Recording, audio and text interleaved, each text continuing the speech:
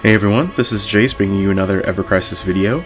Today I'm going to show the clear and a guide for Bahamut EX1. So I released a little bit of a teaser video because I ended up getting the clear during a run that I wasn't expecting to, so I started recording it towards the end, but I still wanted to make a full video showcasing all of the mechanics that happen in EX1 because they're different than the very hard fight. For the most part, it's the same skills, but he just does them in a different order, and so you need to think about the mechanics at different times. I'll walk you through all of it.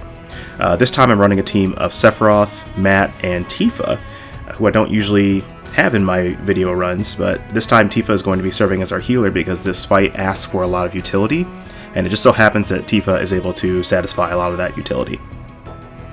So, starting off with Sephiroth.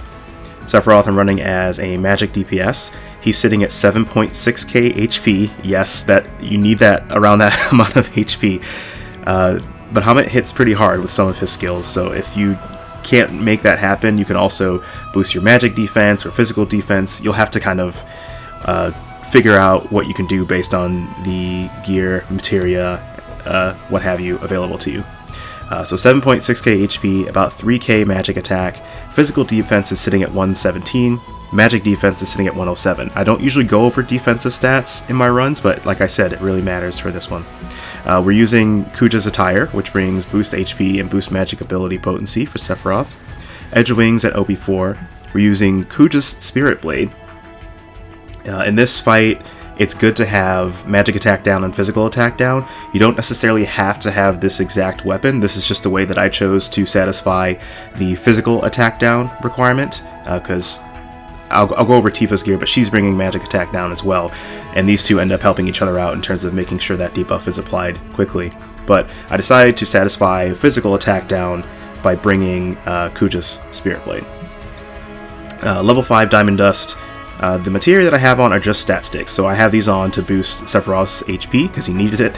So this one has 6.7% HP, this one has 5.4% and some magic attack, and then this has some HP and magic attack as well, so that's why I have those specific materia. You don't need any elements, you don't even need Ruin Rose for this because the only sigil that Bahamut has is Diamond. And personally, I think you need it for the EX1. I've heard some people say they've been able to get to the EX1 without the Diamond materia, or the Diamond Sigil Break weapons, but I think they're needed. Could be wrong, though. Sun Umbrella at OB3. I have Aerith Silver Staff at OB4, and I just brought it up to level 90 because I've been using it so much, and it allows Sephiroth to hit the next level of boost ice potency. And then I have Red 13's Critical Threat weapon from the Hell House for some HP and some physical defense. Here are Sephiroth's R abilities, decent amount of boost HP, magic ability potency is sitting at level 3, magic attack is capped out, and then boost ice potency is sitting at level 5. The reason I decided to do that is I actually did some testing for my Sephiroth between his Edge Wings and his Shinra Blade Model 1, which I have at Overboost 3, and even if I really pushed just magic ability potency, I ended up doing more damage by running an Ice Potency build and Edge Wings than I did with running Shinra Blade, which has 600% magic non-elemental potency in its command ability. So if you have an elemental potency build available, check and see whether it does more damage than your non-elemental build for your main DPS and your other characters as well, because Bahamut is not weak to any elements, but he's not resistant to any elements, so there is a chance that your elemental potency build out damages your non-elemental build, so just be sure to check that. Alright, that's Sephiroth. For Matt, I'm running him as a physical DPS. He's sitting at 7.3k HP, 2.7k physical attack, physical defense is 128, and magic defense is 112. Running his Killer Attire, which brings boost HP and boost physical ability potency. OB4 Killer Hornet, which is whenever I'm running Matt as a physical DPS, that's always in his main hand, and it actually ends up playing a special role in this fight because it has a Diamond Sigil attached to it. I'm running Matt's Core Defender weapon, which provides an AoE magic defense buff to the whole party at 2 tiers. That's really important because there are going to be a couple of times, actually a good number of times, where Bahamut is going to reduce the magic defense of your entire team by anywhere from 2 to 4 tiers at a time. So having one of those weapons that can bring that magic defense back up is really important. For Matt's materia, I'm running, this is just a stat stick, basically brings him some more HP and a decent amount of physical attack. I'm running this Blizzara Blow, my 5-star Blizzara Blow, for HP, but also with Matt, his Killer Hornet, the main command ability, doesn't deal all that much damage, even though it breaks diamond sigils, so that's the reason one of the reasons I'm bringing it. But Matt, at least on my team, deals more damage with a 5-star materia in a 20% boost physical attack slot. So that's the way he's going to be. That's the main way he's going to be dealing damage. And then I have a barrier materia here because we're actually going to need that to help our character survive Bahamut's dive bomb attack. So that combined with Kuja's Spirit Blade, which reduces Bahamut's physical attack by 2 tiers, we put a barrier on them or the ally that's being targeted, and they're just barely able to survive with the setup that I have. For Limit Break, I'm not bringing a summon because my Matt has level 8 Valiant Attempt, and that's going to deal more damage than a summon will. For his sub-weapons, I'm bringing Lucia's Bald Eagle. I have it at Overboost 2 and level 90, and that's actually going to give Matt some boost ice ability potency, which is one of the reasons that Blizzara Blow is going to deal more damage than his regular command ability. Mad Minute and OP2 for extra HP and boost physical ability potency, and then I have Sephiroth's Tornwing weapon here from the free weapon from the Sephiroth critical event. For Matt's our abilities, we have level 3 boost HP, maxed out physical attack, level 5 boost physical ability potency, and then level 2 boost ice potency, which ends up coming into play for that Blizzara Blow strategy that we're using for Matt's main damage. And then lastly, we have Tifa.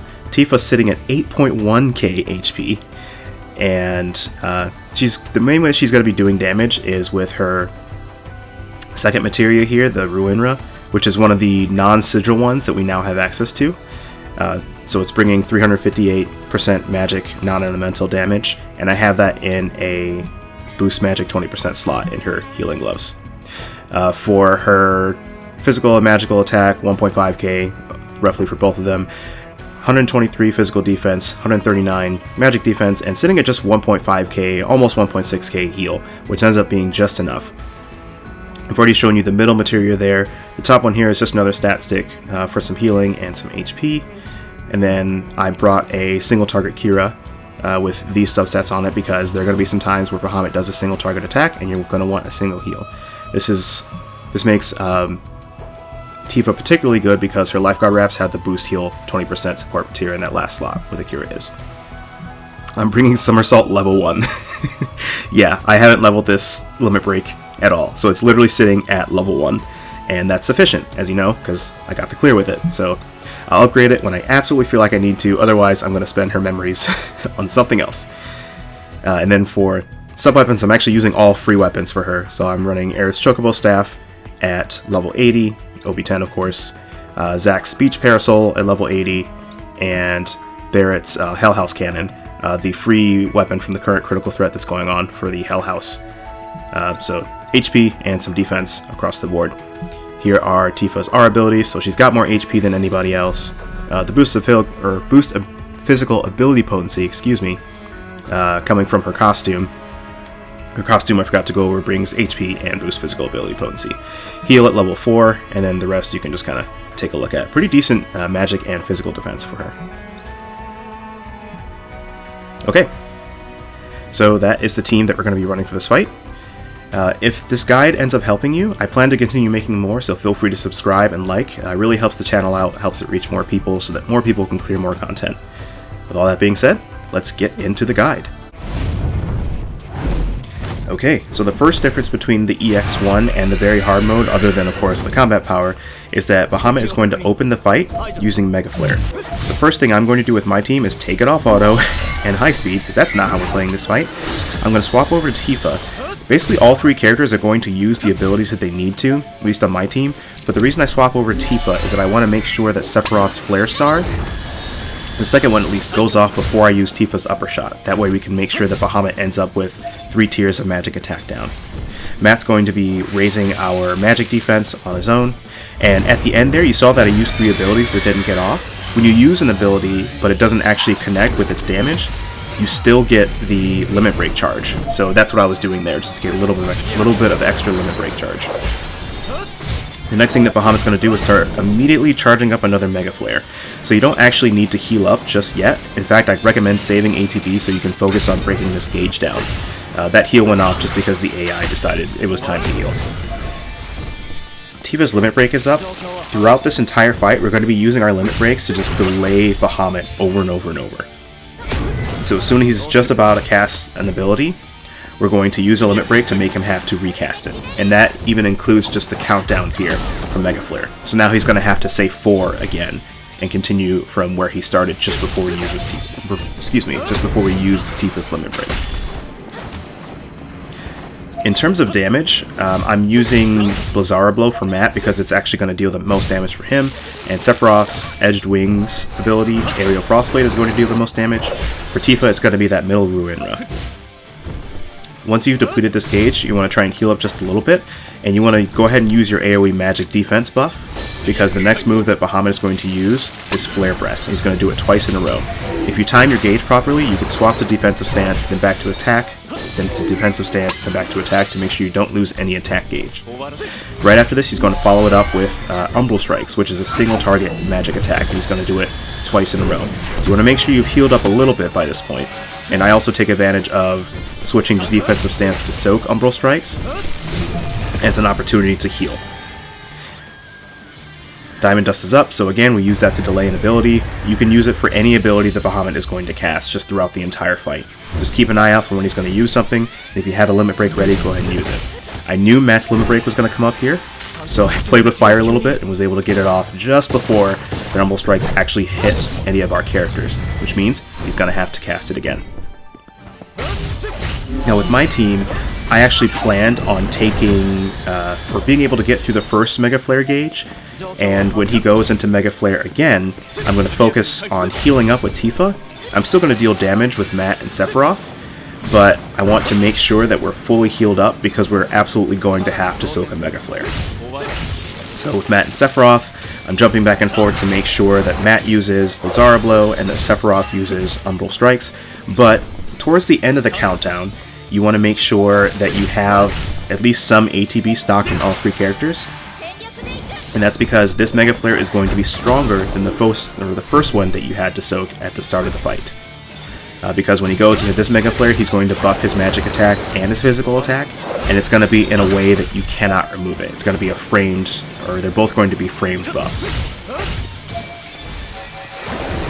So with Tifa, again, just making sure everybody's absolutely topped off because this is going to be very, very close from a damage standpoint. And with Matt, especially, I want to make sure that we have ATB saved up, because we don't want to just remove the magic defense down he's going to apply. We want to be able to get to 2 tiers of magic defense up. That's how much stronger this megaflare is going to be than the previous one. Same deal with what I did with Tifa and Sephiroth at the beginning. I want to make sure that I hang on to Tifa's upper shot until Sephiroth has put his debuff down, and then I use upper shot. And with Matt, I'm going to make sure that I can get in just one more magic defense up buff, and for Sephiroth, I'm just going to go ahead and use an Aerial Frostblade so that we're not wasting any damage. While we wait for this megaflare animation, something I wanted to touch on is that with the attack gauge, as much as I possibly can, when I switch back over from defensive stance, I'm waiting until the gauge has gone back up to a 50% damage boost, because you can see it's full there, but it's still at 25, and then it switches over to 50. That's when I'll go ahead and use one of the active abilities from either Matt or Sephiroth, just to make sure it's really benefiting from all the damage that it can. Next up is going to be Dive Bombs, single target. I'm going to delay them as much as I possibly can using limit breaks, but the way that I'm personally going to be handling this is I'm going to use Sephiroth's Flare Star to make sure that a physical attack debuff is down, and I'm going to use a barrier on Matt on whoever is being targeted by Dive Bomb. Dive Bomb is the single target physical attack that you've absolutely seen in the very hard version of the fight. He waits until this far into the fight to use it in the EX1 version. Right after the megaflare, you might have noticed that I did something weird. I used a single target heal on Sephiroth instead of an AoE heal on the full party. You don't need to do that. That's just because with the Flare Star weapon, Kuja Spirit Blade, Sephiroth needs to be at 50% HP or higher in order for him to apply the physical attack down debuff. So I use that single target cure on him to make sure that he'll be at least 50% for when he goes to use Flare Star here. With your party, you can focus on AoE heals. until it becomes clear who Bahamut is going to be targeting with Dive Bomb, and then it's a good idea to just use single target heals on them up until the point that you think they're going to survive the attack. So here we go, not even close. Look at so much HP left. Look at that. It's fine. It's fine. We're safe. So he's going to follow this up with immediately another Dive Bomb. So you want to heal up whoever got hit because you don't know who he's going to target. So you want to make sure that all the heals you're using are getting their maximum effectiveness. In this case, he decides to target Tifa again, so it's going to be the same deal. You want to mix in as much damage as possible, and then as late as you can, where it'll still be on, you want to go ahead and apply that physical attack down debuff. Just make sure you apply it at a time that it's not going to fall off. On my team, I've absolutely applied it too early, and then whoever gets targeted just gets sniped. But it's the same deal. We want to heal up as much as we possibly can. In this instance, I decide to take a risk, and look at that! Again, not even close. That's so much HP left. We're fine, guys. But I used an AoE heal because I figured maybe Tifa would survive. It was definitely risky. What's coming up next is the stream phase with the Diamond Sigil. So if you can save ATB on the character that's going to be breaking the Sigil, do so. My Matt used a Blizzara blow right before the phase started, unfortunately. And so for me, this stream phase was really, really, really tight. If you're able to actually save ATB on your characters, it doesn't have to be this tight, but it was tight for me because all my characters decided that right before the stream phase was the time that they wanted to use abilities, unfortunately. So we're able to get 2 killing slashes off with Matt, and then we're just barely going to get the stream phase over with an ability for Tifa. We're going to be using AoE heals here to try and top ourselves back off. I see that we have 2 limit breaks up, and we're going to be, of course, using these limit breaks to delay Bahamut's abilities, as we have been throughout the whole fight. So, after the stream phase, he's going to use Umbral Strikes. We can go ahead and delay that.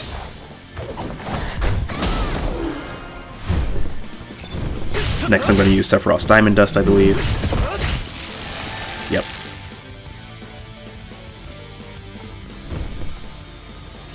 So this ends up buying, this whole delay with limit breaks thing ends up buying us a ton of time. And I remember using this strategy on the Waltz Ruin EX2 fight from the FF9 crossover, but I don't usually end up using it a whole lot. In this particular fight, it ends up playing a massive role, and I wonder how often we're going to end up using it in future fights. We're able to switch to defensive stance and heal up there. And we're going to go into another countdown. This one, I want to make sure I break the gauge, because I have the damage to do so, and I'm not really trying to deal with another megaflare, especially since now he's buffed up, and I don't know if he's going to buff himself even further with those frame buffs. I don't want to find out. So I take a quick pause on the healing and decide to just focus all on damage. So same deal as with the other megaflares that we've dealt with. We'll be using limit breaks as they come up to delay the countdown even more, but this one's pretty cozy. It's the same as the first bar countdown that he did. We're able to make it through just fine. We're still going to use Tifa's limit break once he says 2, because why not? May as well. And yeah, it's just going to be fine. Not really a whole lot to say about this portion of the fight that hasn't already been said.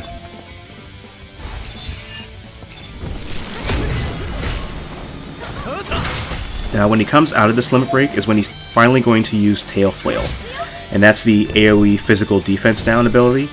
It's interesting, in the EX fight, he actually waits until after his dive bombs to use Tail Flail. So I haven't tried the EX2 yet. I'm wondering if he's going to use Tail Flail before the dive bombs and require us to use even more utility to deal with the fight.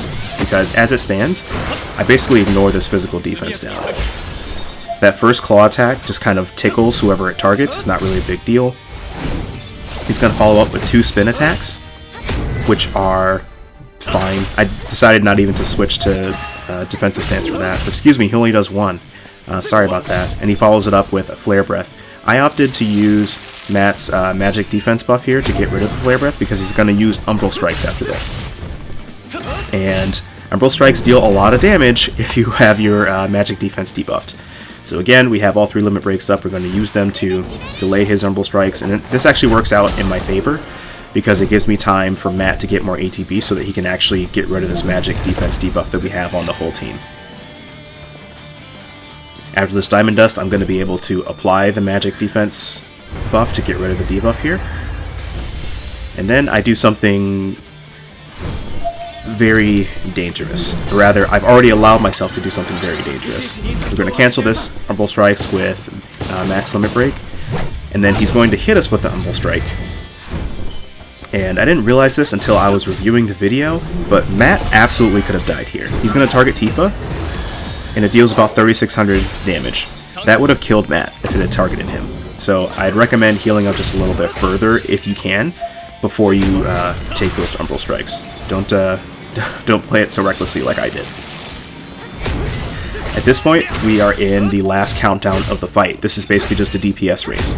So we're going to be using all the concepts that I've been talking about throughout the fight here. We're going to use Limit Breaks to delay this countdown. I believe you can also use Limit Breaks to delay Dark Aura. You don't actually have to wait for the specific numbers of the countdown. You can delay Dark Aura, you can delay the countdown, so you may as well just delay both. It's possible that if I delayed Dark Aura with Tifa there, that maybe I could have gotten another Limit Break up before the end of the fight on Tifa. It's possible that I do, I can't quite remember. But yeah, nothing really new to talk about here. This is just going to be a DPS race. Actually, there is one more thing to talk about. With Matt, he still has that barrier materia on, and you're sitting on physical defense debuffs on your whole team. So, at least for me, I had to make sure that I jumped over to Matt to make sure that he was only using Blizzara Blow, and wouldn't just decide to, you know, use 6 barriers in a row to get all the debuffs off slowly but surely. Same thing with Sephiroth. Bahamut has a physical attack up and magic attack up buff right now, and I don't know if they've changed the AI since then, but I've seen in previous fights that when a boss has those buffs up, a character will just repeatedly spam whatever debuff ability would get rid of those buffs if they weren't framed. It's super obnoxious. So with Sephiroth, I'm continuously jumping over and making sure he's using Aerial Frostblade.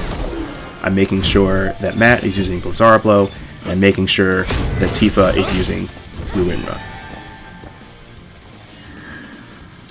If you found the guide helpful, you're pretty much at the end of it, not to make it anticlimactic or anything, but Bahamut's going to die. So if you found the guide helpful, be sure to like and subscribe. Again, I plan on continuing to make additional guides and walking through additional fights to help people clear more content. So if you're interested in that, feel free to follow the channel. I'd really appreciate it. And with that, the fight is over. So shortly before